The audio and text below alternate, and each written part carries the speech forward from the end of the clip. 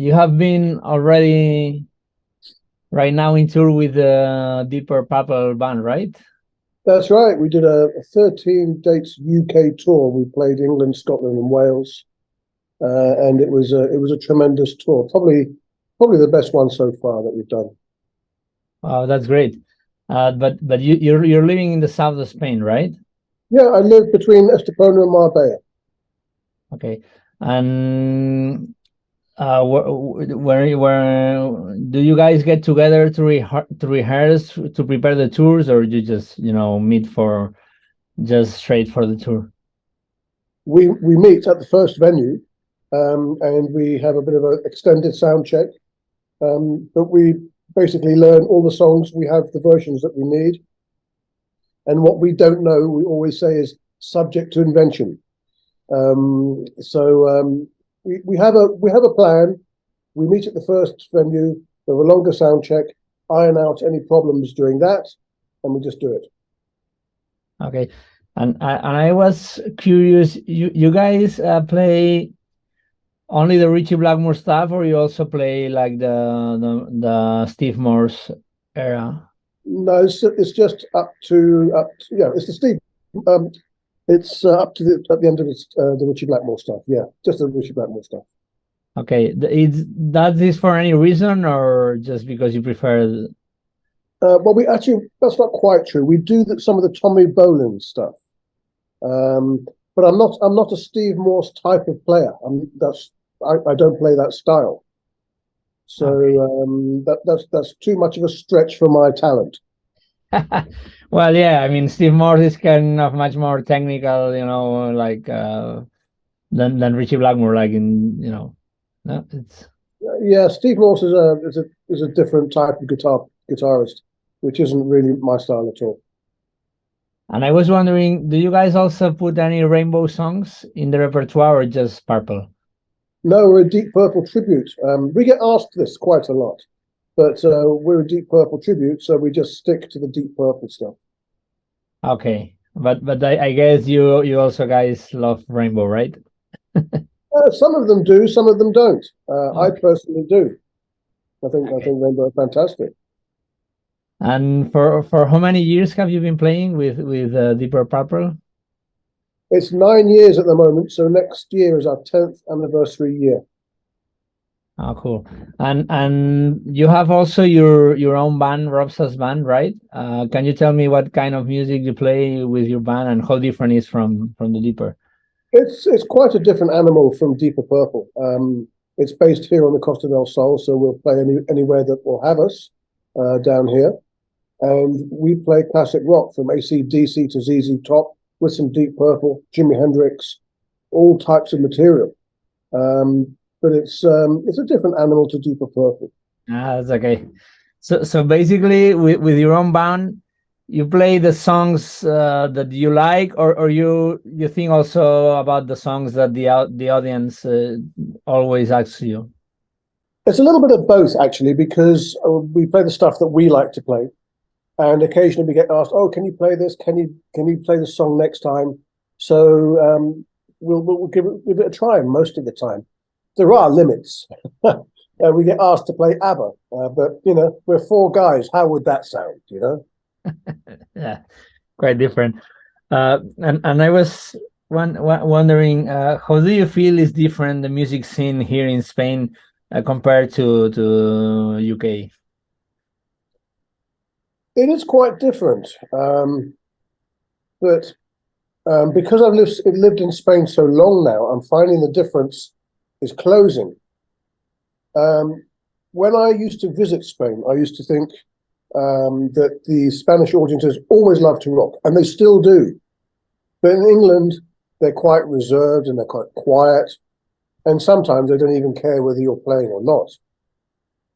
Now, lately, or the last few years, I've been thinking, well, and this might be partly because I'm playing with Deeper Purple at shows rather than just general gigs. But just lately, I'm thinking that the English have learned to enjoy their music much more. So when they go to gigs, they participate much more. But as I said, that could be because of the tours and the type of venues we're playing. But I love playing for Spanish audiences because you always know that they're going to enjoy it, you're going to have a good time, and it'll be good fun. Nice. And I was talking about the audiences. I wanted to ask you, right now there's a lot of tribute bands, and most all the concerts like in small venues are like cover bands. Do you think that right now for the audience is more difficult to go and listen to a new repertoire from a band that make their own music? Definitely, absolutely. Um, Whether it's in England or here, it's very difficult for a band who are writing their own music to get a gig. I remember many years ago when I started gigging originally. We played maybe my first band. We played maybe 2 or 3 covers in a 2-hour set, and the rest of it was all originals. And we played quite a lot. Now it's almost impossible to do that. People want to go out, have a good time, and hear the songs that they know. So it's almost impossible to do that, I would say. Yeah, I feel the same. Mm. And I wanted to ask you, apart from Deeper Purple and your own project, do you have are you in any other projects, or do you have any other project in mind? Not any particular project right now, but I've got something coming up soon, which is re-recording some tunes from a band that I was almost signed with years ago called Bad Attitude. And I revisited the songs recently, and they're better than I remember them being. So myself and some musician friends, we're going to revisit these songs, re-record them, perhaps rearrange them, give them a 2023 feel, and see what we can do with them. I was pleasantly surprised when I heard those songs, how good they are, and this is the result of Lorenzo talking in my ear, saying, "Why don't you write?" and also my wife saying, "Why don't you write?" And between them, I looked at these songs and yeah, you know what? It's worth looking at. So that's my next project, is looking at these songs from many years ago and seeing if we can make anything happen with them. I think that's cool. It's always great having own projects. Actually, I was going to ask you, do you have like your own studio there to record? And I guess, right? Well, it's the studio these days is one's laptop. You don't need to go into a studio. Um, but the drummer might have to go into the studio. He lives in England, so he might have to go into studio and play drums for it there. Yeah, and about the gear you use when you record, you record like with virtual plugins, or with like any pedal board, or just record with the amp? How do you Well, manage? I use a Line 6 Helix, which gives me everything I need. So that's a great pedal. So what I'll do is I'll start with a great guitar sound. I won't put any effects on that. I'll leave that till last. And the guy who's helping me with this lives in England, and he's fantastic at recording and making things happen. So he'll construct all the parts. I'll send him files. Everyone will send him files. He'll mix it. He'll send it to me, and then we put on effects and anything that needs doing, any production. So what I'll send him is just a basic guitar part, or probably several parts. I like to track up my rhythm guitars, so there'll be at least 2 on there, maybe even 4, depending on the song, plus lead parts, incidental parts, and anything else that needs to go on. And how different is your gig, stuff, gig rig that you use? I mean, you go with an amp when you play live, or you just stick to your Helix? Well, it depends. If it's a duo, because I have a duo down here as well, a rock duo. If I'm playing with the rock duo, I'll use the Helix direct into the PA system. No amp. If I'm playing with the ROB SAS band, then I'll plug the Helix into the front of the amp. So I've got all my effects, all my sounds going into an amp that's powering and giving a lot of power. So it really depends on the situation. And about the guitars, I saw in your videos that you mainly use Strats. Are there any other guitars you use? More Strats. More Strats, okay. But not even for recording. Sometimes you use any Les Paul or something different. No. Not now. I used to have a couple of Gibsons, and I used to use them in recording. But I've been a Stratocaster man all my life, and those are the guitars I like. I've got two Fender custom shop relic Stratocasters, which I love. A 1960 white Stratocaster and a three-tone Samba 61 custom shop relic, and they're both amazing guitars. They're fantastic guitars. Yeah, the Strats are great. Talking about guitars, I would like to talk about guitarists. I would like to know which have been your like guitar heroes or your main guitarist influential in your life. Well, Jimi Hendrix is the first man I picked up on. He's the man that got me into rock music. So he's got to be number one. And he was the coolest man to ever walk a concert stage.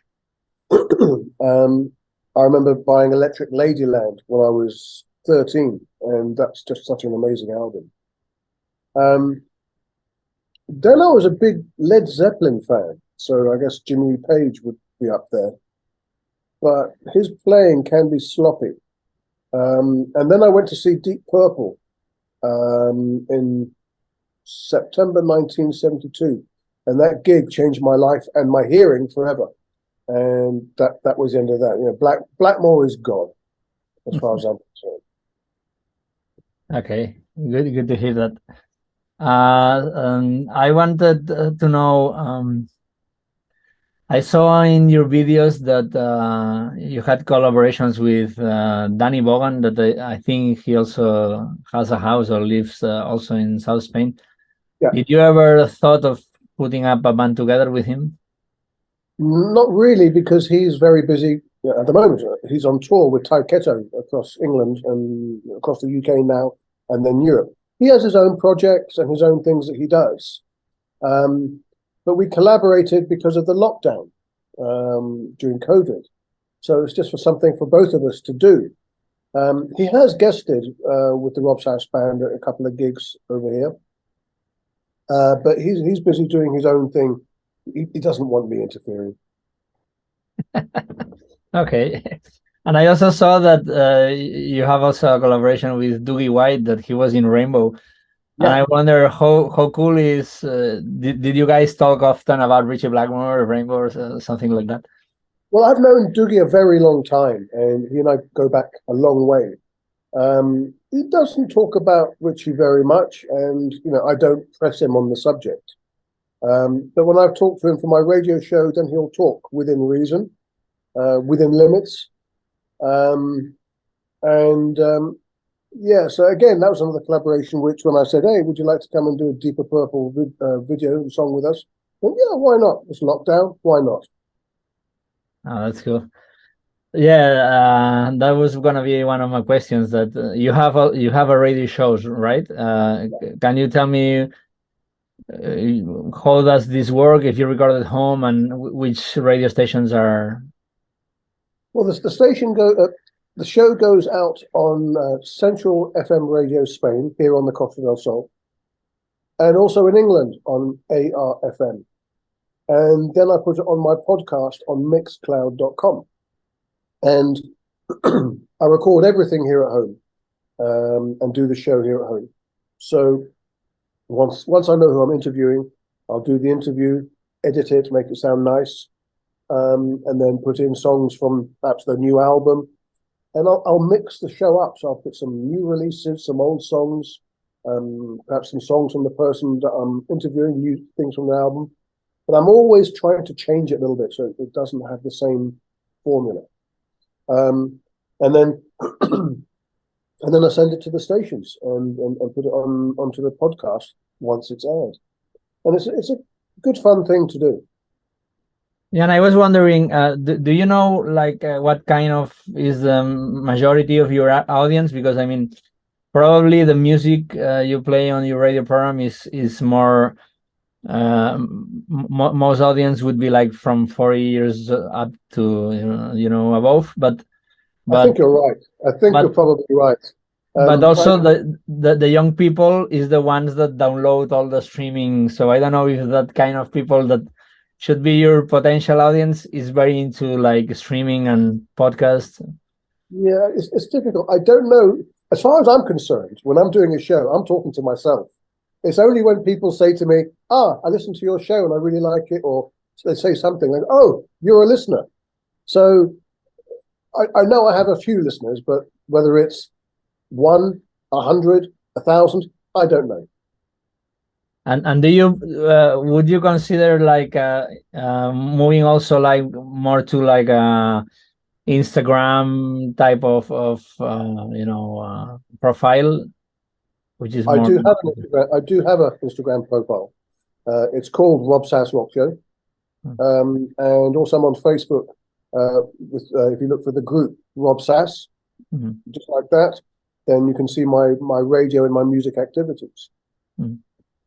Okay, cool. I would like to know. Uh, I read that you started playing guitar at 18, which is like not that normal for a professional guitarist or musician in general. People. I would like to know how was your beginning, because I guess you studied like a lot in a very short time. If you started at 18. Yeah, it is quite late to be learn for guitarists or any musician, I guess.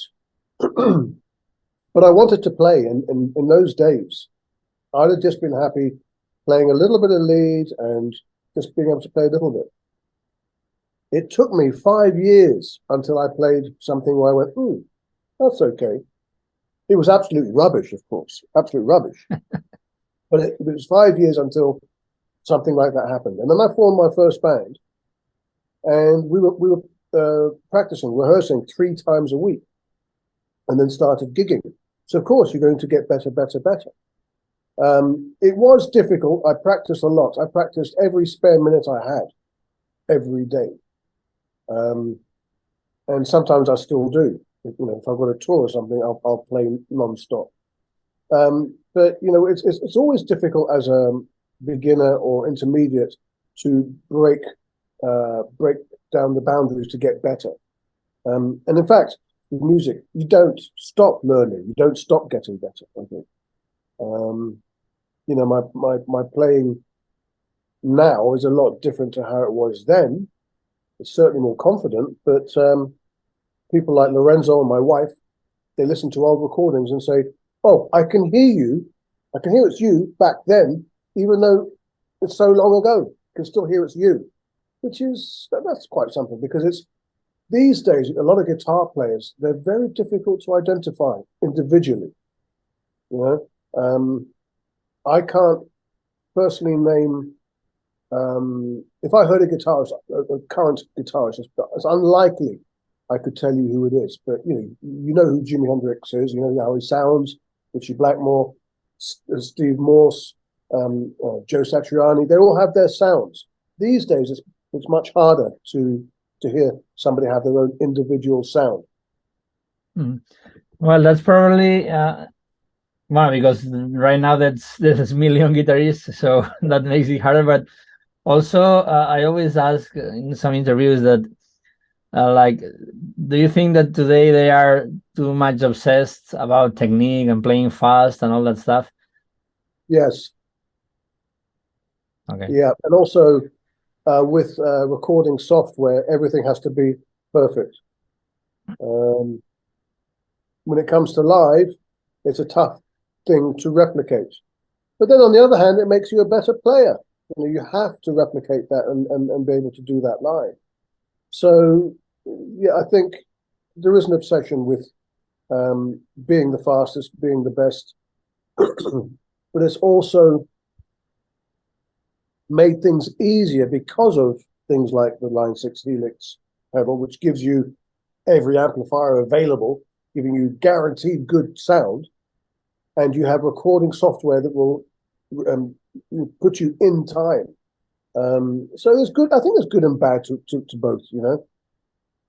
Well, I think that now there's like a lot of bands playing like 70s rock music, which I think has to do that probably many people is a little tired of, so much everything edited and processed and so perfect with the grids and so probably there's like a movement of people that, wants to go back to like a more fluid music, like, that flows and played live. Yeah, I understand what you're saying, and I hope so, because I'm going to, on my recording project I was talking to you about earlier, one of the things I was thinking was not to be over-processed, over-produced, and allow a few mistakes, because you're human. If you listen to Led Zeppelin 2, you'll hear many mistakes in there, and bits and pieces of errors and things, and timing differences. The 70s were a different time. They didn't have computers to correct things in those days. Hmm. And do you usually listen to all music, like all stuff like Zeppelin or wherever you're mentioning, or you also listen any actual music? And in case you do, which bands do you listen? Well, because of the radio show, I listen to an awful lot of stuff. Most of it these days is new releases. So I'm hearing what's going on these days. But if I'm listening for pleasure, then I'll go back to the favorites, Hendrix, Deep Purple, and listen to some various songs, not a whole album, but some various songs that I like from the past. And is there any, modern guitarist that you really like that say, oh, this guy is special? Yeah, the guy from Symphony X. Oof, what's his name? Now I've got to Michael look. Romeo, was that? Or Michael Romeo. Michael Romeo, yeah. He's fantastic. Hmm. He shouldn't be allowed to play like that. Yeah, he's fantastic. I like him. Good. And I was wondering, is there any artist you would love to work or collaborate? Ooh, work with collaborators. I don't know. That's a very difficult question. I suppose it would be lovely to play guitar alongside Ian Pace and Roger Glover of Deep Purple. That would be awesome. It'll never happen, of course, but it's great to dream.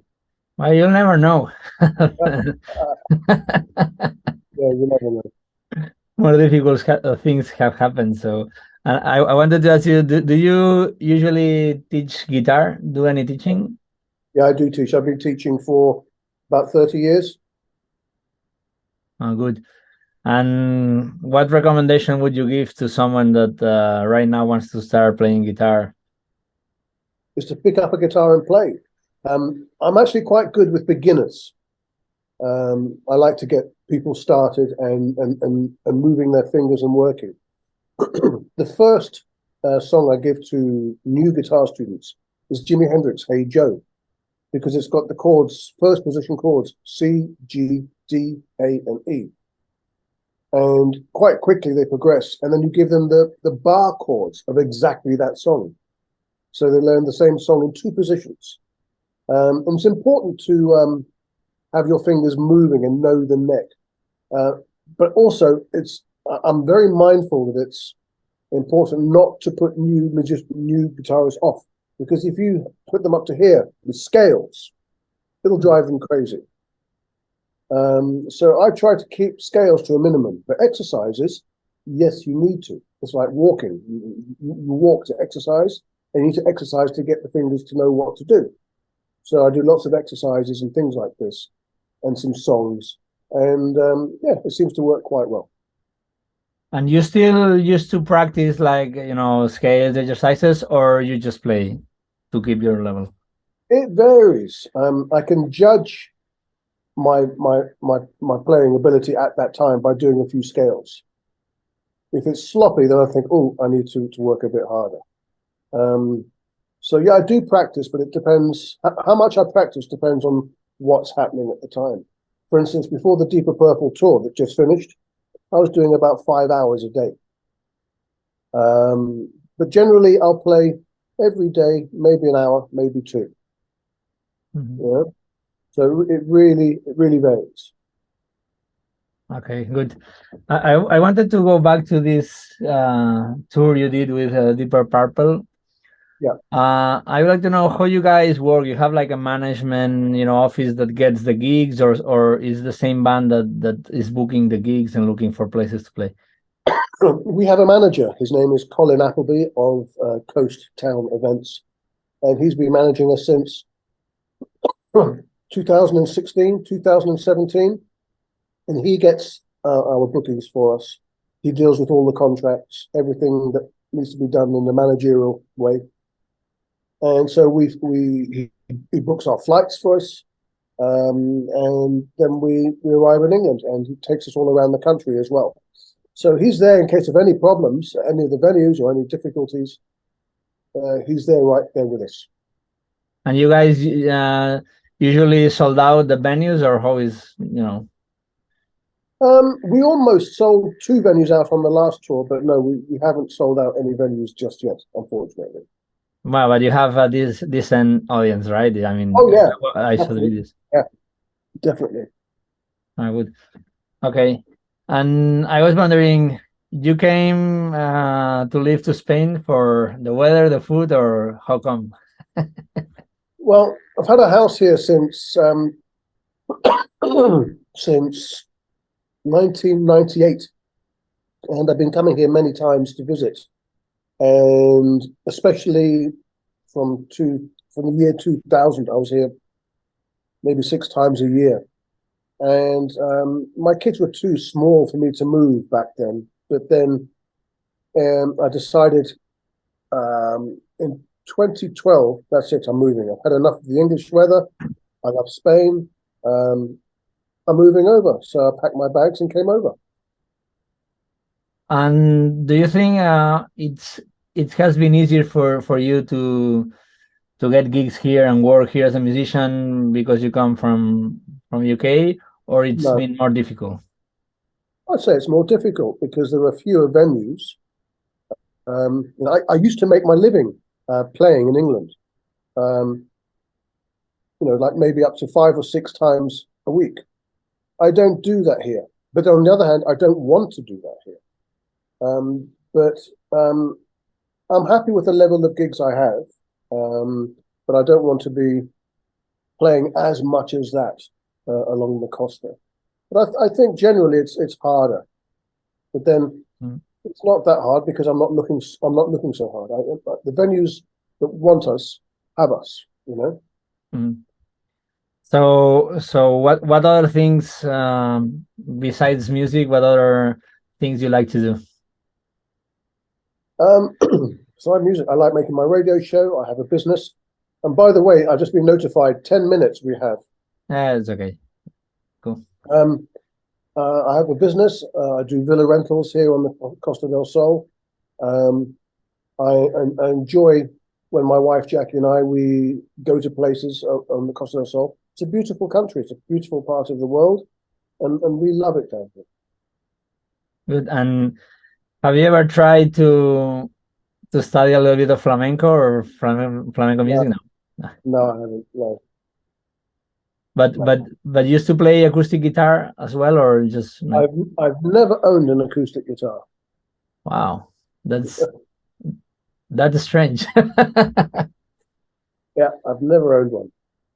And do you sing background vocals or just play? No, I just shut up when I play. Okay, so when you write your own music, it's mainly instrumental, or if you write, how do you do? Well, I write the music, and the singer will do everything else on top. Or I'll work with the singer together, and we'll work in conjunction together. But I just do the music. I can sometimes hear a melody as I'm playing, but that's all. Okay, that's cool. Well, I think it was great meeting you, and I think that I don't want to take you any more time. So No, I hope we can meet in person through Lorenzo sometime. I hope so, man, and I hope you got what you need for the interview.